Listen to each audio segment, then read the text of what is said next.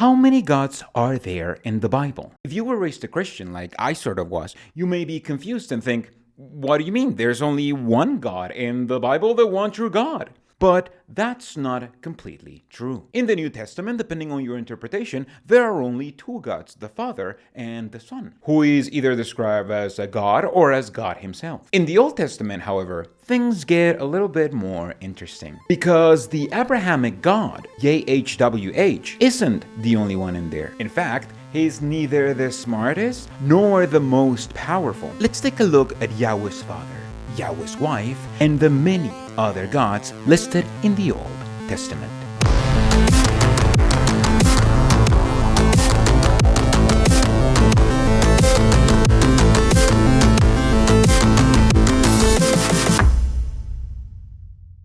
Contrary to popular belief, ancient Israelites weren't really monotheists. They're better described as monolatrists or henotheists, which is when you serve and pray to only one God, but acknowledge and believe the existence of others. YHWH, or Yahweh according to most scholars, or Jehovah if you want to use a made-up name that was invented in the 16th century, is the Abrahamic God and the God of the nation of Israel. Surprisingly, we don't know where he originated from, other than the Levantine religion, but most scholars believe that he was first a divine warrior, which made sense since he became a fully fledged god of war later on. Although his origins have been lost to time, the earliest we can trace him is back to the late Bronze Age, with the oldest possible occurrence being a description from the time of Amenhotep III about the Shasu, or YHWH, with the Shasu being Arab nomads. Back then, Yahweh wasn't the all-powerful god that we know today. The consensus was that he was a warrior god in a larger pantheon. It was only until the Iron Age when the Israelites became a subculture of Canaanite origin and adopted Yahweh as their god from the Canaanite pantheon, and became the fully formed storm and war god of the Israelites, being directly described as a god of armies and as a divine warrior multiple times in the Old Testament. He's even described very similarly to other storm gods of the time in the book of Judges, which contains some of the oldest parts of the Bible. Yahweh, when you went out of Seir, when you marched out of the field of Edom, the earth trembled, the sky also dropped, yes, the clouds dropped water, the mountains quaked at Yahweh's presence, even Sinai at the presence of Yahweh, the God of Israel. From the sky, the stars fought. From their courses, they fought against Sisera. As a god of storms and destruction, he was associated with the thunderstorms and floods that are typical of the region of Petra. And although I couldn't find a historian's point of view in the matter, I think that's why he got associated early on with the story of the deluge, when the Israelites adopted that myth, which, let's remember, culminates on him promising to never destroy humans with a deluge again. That makes far more sense if you think of Yahweh as this irate god of storms who had flooded people before in an escalated manner, culminating in the deluge rather than the deluge being an isolated incident. Later on in the Iron Age, nation-states with national gods became popular in the area, and it solidified not just his status as a god, but as the main god of the ancient Israelites, with celebration like the Passover and Sukkot being directly related to Yahweh's salvation of the Israelites and his choosing of them as his people. Contrary to what the Bible says, the temple wasn't a huge part of worship for Yahweh for most of his existence, with the earliest place of worship being an open altar dated to the 12th century BCE in the hills of Samaria with a bronze bull. Why a bull? Well, because bulls were associated with Yahweh and other similar Canaanite gods, as we'll go on to learn. Funnily enough, bulls disappear almost completely in the worship of Yahweh down the line, and Yahweh became completely aniconic, meaning that he was never depicted with a statue or something else less abstract than standing rocks. Even his most famous relic, the Ark of the Covenant, didn't depict him anywhere, and instead he was believed to appear in front of the priest standing in his throne next to the cherubims. But the throne itself was depicted empty until he appeared on it. That being said, we don't know if the worship of Yahweh was completely aniconic or if the evidence of him being represented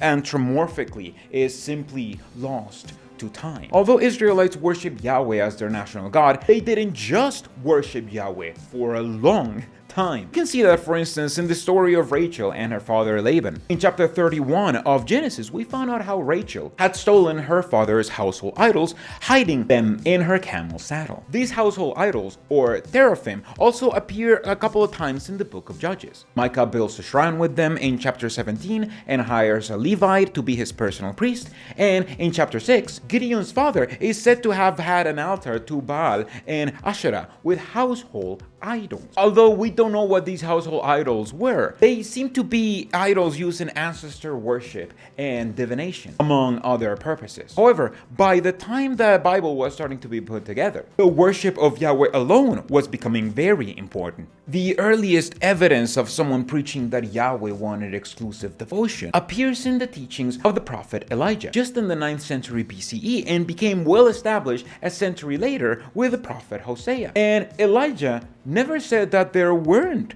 other gods. He merely said that Yahweh was the superior one that Israelites should worship, because there was one God in particular that Elijah himself believed in besides Yahweh. And he hated him so much that he made his life's mission to show his worshippers just how terrible of a God he really was. Baal is another major deity in the ancient Near Eastern pantheon and became very prominent among the neighbors of the Israelites, the Canaanites and the Phoenicians. Like Yahweh, Baal is also a storm god. However, he's a god of a different kind of storm. As we mentioned before, Yahweh is associated with destructive storms filled with lightning and wind that were very similar to the storms typical of the area of Petra where he came from. Baal, however, is the god of fertility of the land. So his storms have more to do with agricultural fertility and the renewal of the land. He's commonly represented like a human with bull-like features, since bulls represented strength, fertility, and kingship. He might have had some influence in the story of the golden calf, although this is just a conjecture. Baal and Yahweh are very similar deities, and that's probably why their followers are in constant arguments over who is superior in the biblical narrative. And as I mentioned before, it all started with Elijah. In the first book of Kings, chapter 18, he gathers all of the prophets of Baal, all 450 of them, and engages in a little competition. They would set up 2 bull offerings, one for Baal and one for Yahweh. And whoever God lit up their sacrifice first won. In the story, Baal's worshippers spent all day and night praying to Baal and hurting themselves, try to get his attention. Elijah, being the sassy queen he was, sounds them with the only sarcastic verse I can find in the whole Bible, saying that maybe Baal is asleep or busy or traveling and telling them to scream louder. He doesn't say that Baal doesn't exist, even though this was his golden opportunity to say so, because he didn't believe that Baal was a false god. He merely believed that Baal wasn't as good of a god as Yahweh, who obviously lights up his sacrifice as soon as Elijah asks, proving that Elijah was right,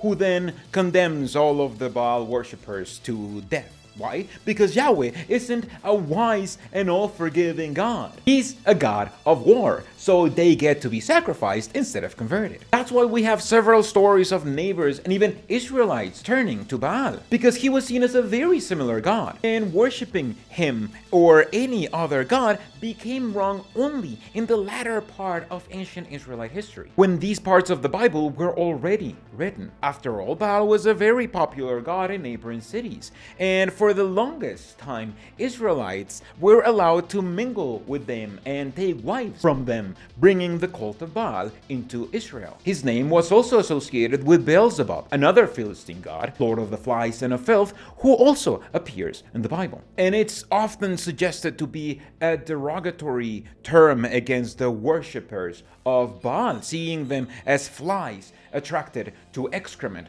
although this is somewhat contested. The southern kingdom of Israel was specially against the worship of Baal, with purges famously done by Hezekiah after miraculously finding lost writings that just so happened to forbid the worship of other idols and mingling with other nations, leading to a purge of his idols and his worshippers. This purge, followed by the one done by Yehu, then the one done by Josiah, is what kept Baal from being assimilated into the Israelite culture. And funnily enough, a rivalry between Baal and Yahweh is echoed in the New Testament. In Mark 3:22, Jesus drives out demons, identifying him either as a very powerful demon or as Satan himself, depending on your interpretation. However, there is only one thing that both Baal and Yahweh have in common: their father.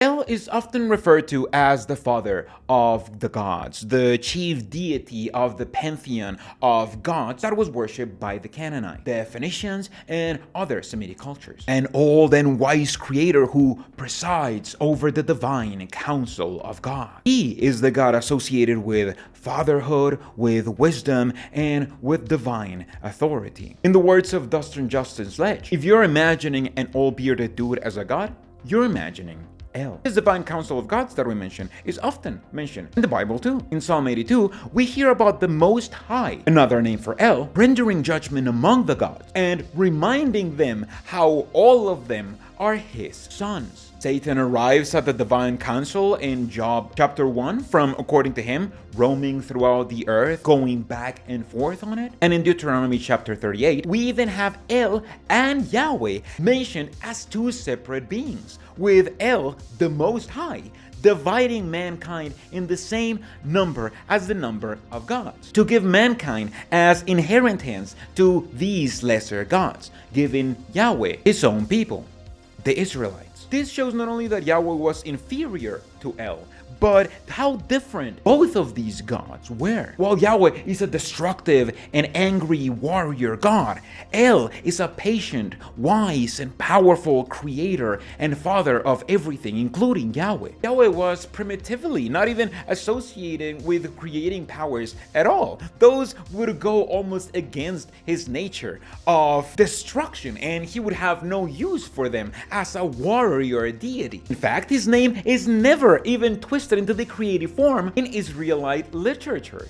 The vast majority of creation work in the Bible is associated to El or Elohim. Genesis chapter 14 even identifies El as the Most High and the creator of heaven and earth, with Melchizedek as his priest, who blesses Abram. Later on in Genesis 33 and Genesis 35, Jacob builds altars and calls them El Elohe Israel and El Bethel, respectively. You can see another instance of how El talks to the divine council when he says, "Let us create," in Genesis 1, which would make no sense if nobody was around, as the modern creation myth portrays him. In the 3rd chapter of Genesis, after Adam and Eve have eaten from the forbidden tree, El comes down to earth to have his walk and chat with Adam as he used to do, pointing to him having or at least being able to take corporeal form. And when that happens, Adam and Eve hide from El. El then proceeds to call Adam, asking, "Where are you?" This is because even though El was the most powerful deity, even he wasn't omniscient nor all-powerful, and neither was any other god in the pantheon. That's kind of the point of having a pantheon,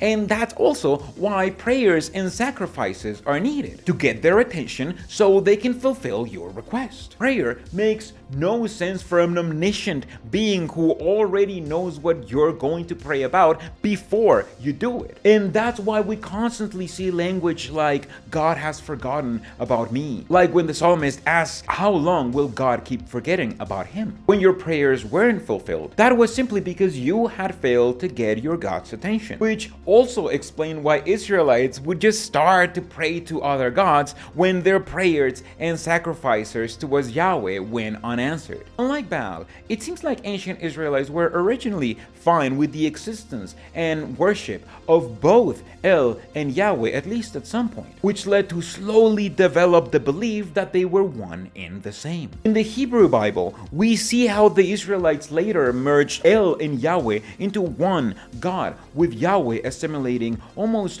all of the characteristics of El. Remember, Yahweh was originally an iconical, but he later gets on to be described as the Father, a wise and old and patient God, who then went on to become a literal Father in the New Testament, sending his Son to free mankind, setting the stage for Yahweh to become not just the most powerful God, but just God. Yahweh also adopted the throne of the divine council, with lesser gods becoming his angels as the religion morphed into monotheism. Interestingly though, however, these lesser gods are only called sons of El, never sons of Yahweh. We see later on Yahweh being described as a gracious God, slow to anger, and other similar proclamations that almost seem to go against the very nature of the original God of war, Yahweh. That's how even in the Bible we have a God who rejoices in war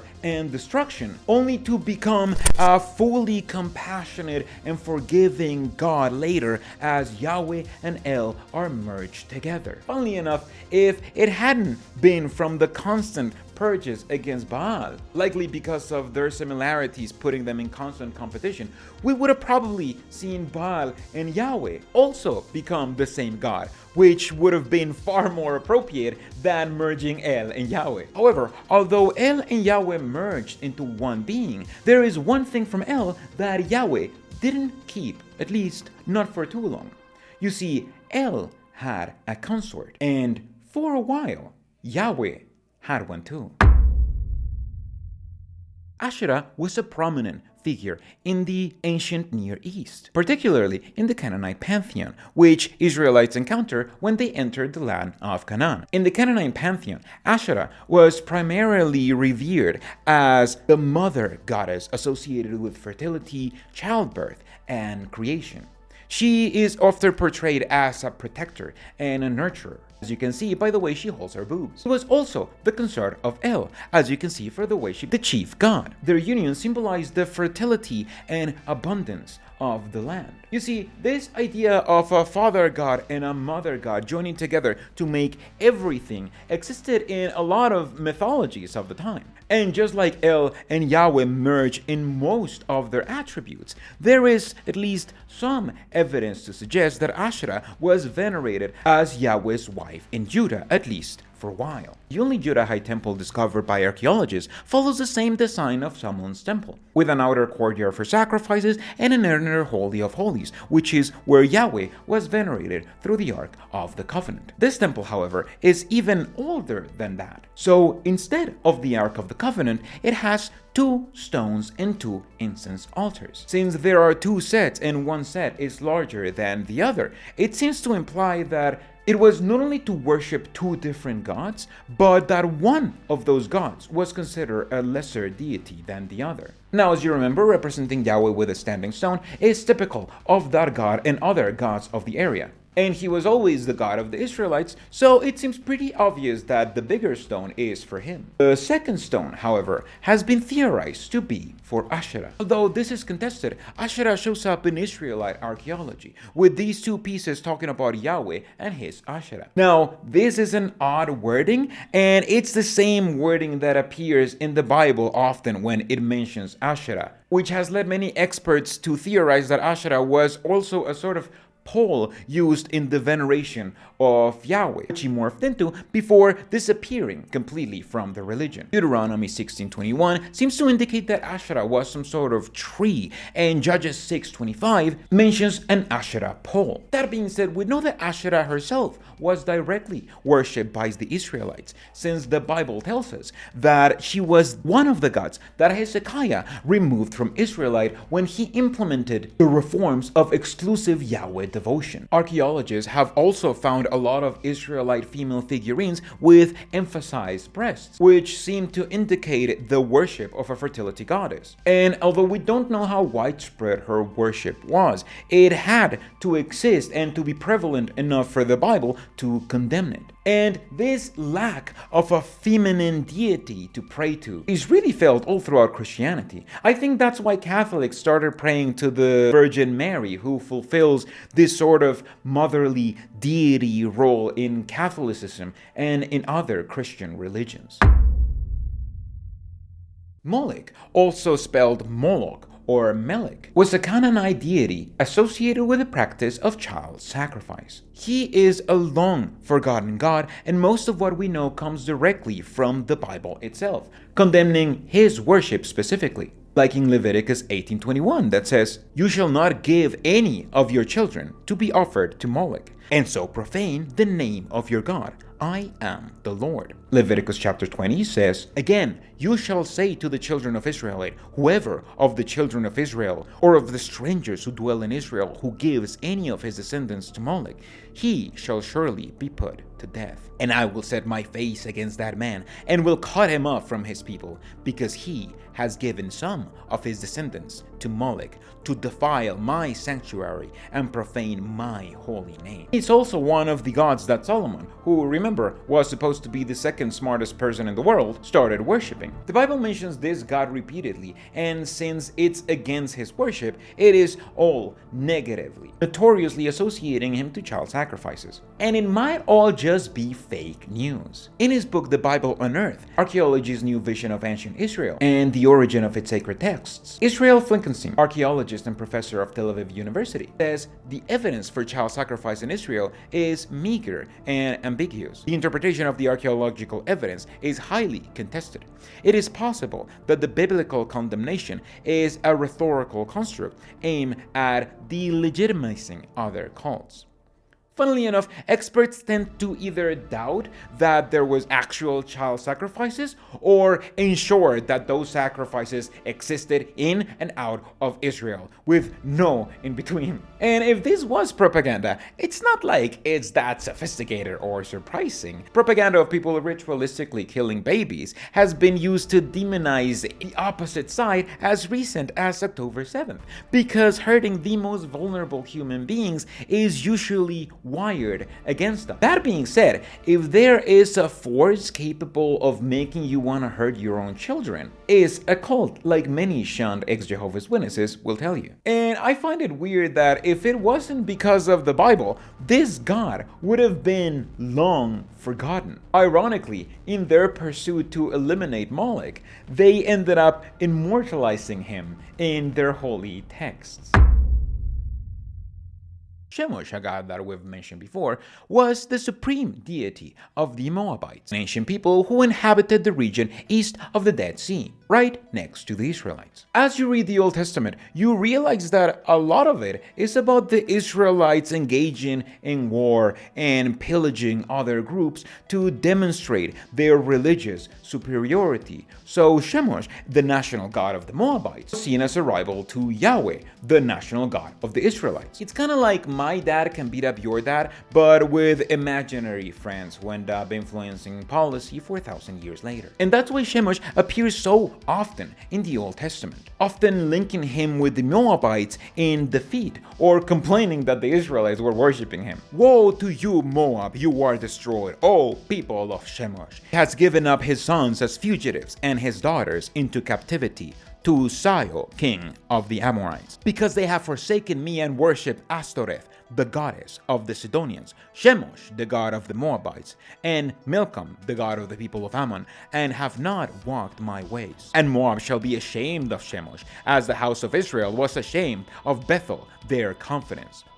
Besides the Bible, we know about Chemosh thanks to the Moabite stone, also known as the Mesha stele, which was erected by King Mesha of Moab during his reign around 840 BCE. In it, it mentions all of his military victories against the Israelites, his rebellion against Israelite rule, his restoration of the Moabite territory, and other stuff. he credits all military victories and dedicates all building projects to Chemosh, showing a very similar worship styles as the Israelites with Yahweh. Milcom, also known as Milcom, was the national god of the Ammonites, who also neighbored the Israelites. Very limited archaeological evidence we have of him often connects him with bull imagery, again suggesting potential associations with strength, fertility, and kingship, just like Baal. His name also sounds like Molech, and some scholars have argued that Molech and Milcom are the same god, with Molech being the corrupted version of Milcom associated with the bad propaganda. That being said, the Bible mentions both Molech and Milcom separately, so he gets a separate entry in this list. The high places that were east of Jerusalem, south of the Mount of Corruption, which Solomon, king of Israel, had built for Asherah, the abomination of the Sidonians, for Chemosh, the abomination of the Moabites, and for Milcom, the abomination of the people of Ammon, the king defiled. As we see, the Bible mentions Milcom both to insult him as a weak god that is to be defeated and to complain that the Israelites were worshipping too. That being said, Milcom is another one of those ancient gods that we only know basically because of the Bible. So besides this propagandistic view that the Bible offers of him, we don't really know that much about him. Dagon was a West Semitic god, primarily associated with fertility, agriculture, and grain. He's often portrayed as a hybrid figure, with the upper body of a man and the lower body of a fish, likely connecting him to the fertility of the land and the bounty of the sea. He was seen as a source of agricultural prosperity and as protector of farmers and their crops. As their chief god, some texts even suggest that he was linked to royalty and the maintenance of the cosmic order. The worship of Dagon was prevalent in the ancient Near East, particularly in Mesopotamia and Canaan. Dagon held significant importance in early Mesopotamic culture, being considered the father of gods in some areas, with the Canaanites even dedicating him temples, and the Philistines also considering him a chief god. We get a hint of that in Judges 16:23, where it describes how the Philistines gather to celebrate their victory over Samson and offer a sacrifice to Dagon, their god. Unsurprisingly, when the Philistines win over Saul and detach his head, it's in Dagon's temple where they go to display it, according to 1 Chronicles chapter 10. That being said, unlike other national deities, and despite the obvious feud between Philistines and Israelites, Dagon isn't even mentioned as a direct enemy of Yahweh or the Israelites, so we don't have a long list of verses saying how Dagon's princesses are going to fall or something. We do, however, have a very interesting story in the third and final mention of Dagon in the Bible. In 1 Samuel chapter 5 verse 2-7, we find out that the Philistines captured the Ark of the Covenant. How did they do it if only Levites could touch it without dying? I don't know. Since it's such an important religious artifact, they placed the Ark of the Covenant in Dagon's temple in Ashdod. However, when the Asherites found the statue of Dagon fallen face down before the ark in the next morning, they believe it to be a sign that this god is weak compared to the God of the Israelites, Yahweh. That being said, if the Ark of the Covenant was only capable of knocking a statue while nobody was watching, I'd take it as confirmation that it's weak as piss, is all I'm saying. The Bible mentions way too many other gods to talk about in one video. So here I'll just mention the ones that are only mentioned like once or that weren't as interesting. Nebo is a Babylonian deity of wisdom and writing, and the Old Testament mentions him in the context of Babylonian idolatry and prophecy. Marduk is another major Babylonian god, often portrayed as their head of their pantheon and their chief god associated with creation. The Old Testament references him in connection to Babylonian religion and its practices. And Nergal, the third and final Babylonian god mentioned in the Bible, is the god of the underworld and the plague. He is mentioned only briefly in the context of foreign influence among the Israelites. Nisroch is an Assyrian deity. The Bible mentions an Assyrian king, Sennacherib, being murdered while worshipping him. Tammuz is a Mesopotamian god associated with fertility and seasonal cycles. The prophet Ezekiel witnessed women lamenting to Tammuz, indicating foreign religious influence within Israel. The Queen of Heaven is an unnamed female deity that is condemned in the book of Jeremiah. Scholars suggest that she might be linked to Ishtar or another fertility goddess popular in the religion. Although the Bible doesn't mention the Egyptian gods directly, it does mention their priests, with Yahweh needing to give Moses similar powers as the one given to the prophets by their Egyptian god, who later on engage in a magical duel. As we've seen, contrary to popular belief, the Bible itself mentions way more gods than just one, sometimes even mentioning their powers and their superiority, and often complaining that the Israelites were worshipping them instead of Yahweh. And although the Bible often insults other gods, you know what it never says about them? It never says that they're any less real than Yahweh. As we've seen, Yahweh was just the national God of the Israelites, and Israelites seem to understand that other people were going to have their own national gods, sometimes even preferring those other gods over their own national God. It was only till later reforms that Yahweh evolved to require exclusive devotion, slowly but surely moving the religion from polytheism to henotheism, and later, during and after the Babylonian exile, as fully monotheistic. After their release from Babylon, the Jerusalem temple gave Yahweh unique prominence, and the writings from back then solidified as holy texts. As the worship of Yahweh became prominent, splinter groups like Christians and Muslims emerged from it. And that's why today, when you mention God in most of the world, most people would think you are referring to the Abrahamic God. If anything, I think it's a shame that it's only because of religious intolerance that the pantheon shrank so heavily, with just one God with all of the powers and his son, and also divine being with similar lesser powers, instead of a God of creation, a God of war and destruction, a goddess of fertility that poses with her titties out, and a God to scare children. But after learning all of this stuff about all of these ancient gods, I encourage you to go back to the roots. Ancient Israelites, all of these gods were as real and probably as powerful as their God. And as an atheist, I've come to share their view. If you, however, decide to believe in the God of the Bible, I just have one question for you. Which one? This time on my Patreon question of the video, Queen of Flatulence asks, what is your favorite color? It really changes a lot, but for the last few years I really like lilac and violet, and I think, I don't know, it's just a nice color. I kind of have like a little bit of purple going on. I mean, if you combine these two colors, that's how it works, right?